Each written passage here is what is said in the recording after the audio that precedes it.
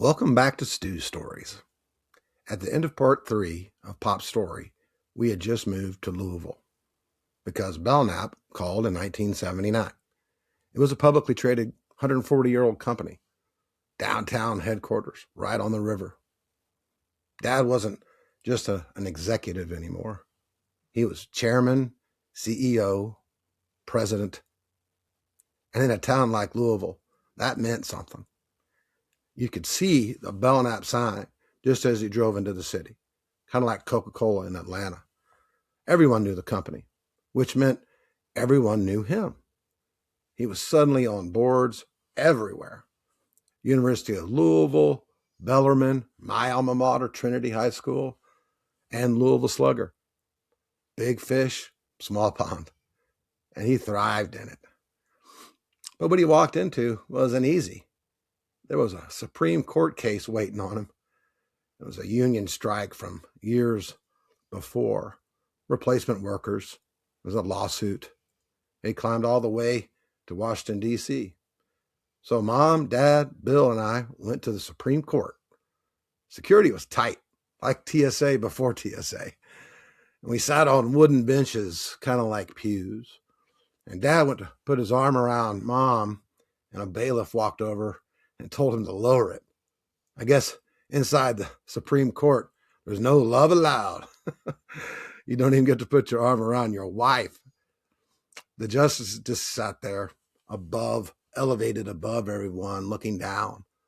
The lawyers argued, and the justices leaned back as if they weren't listening. And then one would fire off a razor-sharp question. That proved they heard every word. Belknap lost. It wasn't Dad's case. He inherited it, but it was part of the weight of leadership. Then came something bigger. Belknap's distribution center sat downtown. Not ideal. Dad wanted to move it out of the city. Shareholders said no. So he tried to take the company private, and he had a group of investors ready. The shareholders forced it to an open bid, and David Jones, co-founder of Humana, bought it. And 6 months later, see ya. Shut it down. 140 years, gone. But Dad walked away with something more important. His integrity, his reputation, his relationships, a little bit of money, and we moved back to Atlanta, which made Mom very happy. From there came TMC, then General Hardware Company. That's where he and Lee and a group of investors bought Beck and Gregg from Genuine Parts Company. Highly leveraged and risky. But he always believed if you were going to bet on yourself. For many years, it thrived. We had a lot of fun.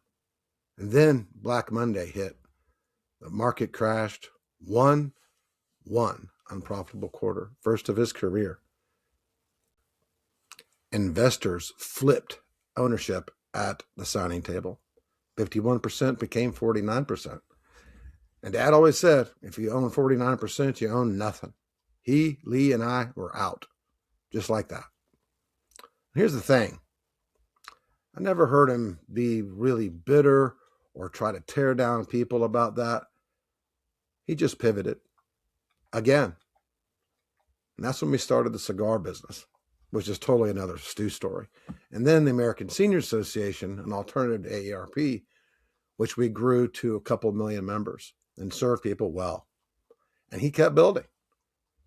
But here's what I didn't understand back then. The titles weren't the story. VP, CEO, chairman, that's not what people remembered. Dad passed in 2011. And at his funeral, there were close to 1,000 people there. People flew in from everywhere. We played the album he recorded in 1978.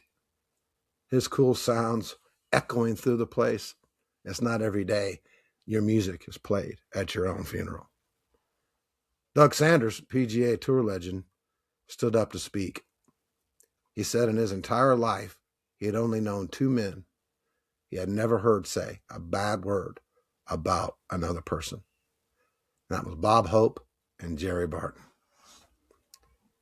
And here's where it hit me hardest. Not one person talked about how successful he was. Not revenue, not companies, not titles. They talked about how he made them feel encouraged, respected, seen.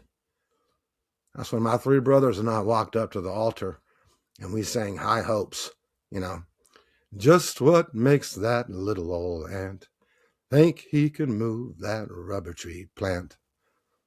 That was the song he used to sing to us when we were little. It was about believing you can do the impossible.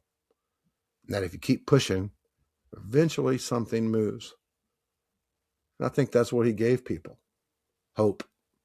Not hype, hope. From Hogansville to Santa Cruz to Napa to Louisville to starting over again and again, he never stopped believing. And maybe that's what's so cool about him. Not a swagger, not status, steady, consistent, and kind. That was Pop. There's more about Louisville to come, but that's the legacy. And if you like Pop's story, wait till you meet our mom. Please follow me on Spotify and YouTube. Bye.